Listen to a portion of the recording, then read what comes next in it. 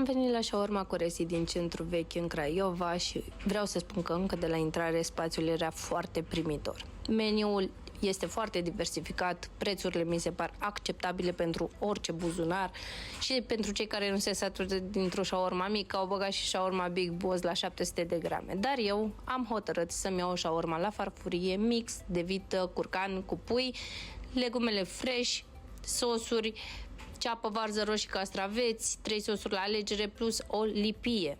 Vreau să spun că această carne de vită și curcan este foarte suculentă și foarte bună, dar nici carnea de pui nu este mai prejos. Este și ea extraordinar de bună, condimentată exact așa cum trebuie, nici foarte sărată, nici foarte condimentată. Salata de varză este extraordinar de bună, vreau să spun că s-a simțit prospețimea din toate legumele. Cartofii sunt proaspeți, nu sunt congelați, după cum se poate observa.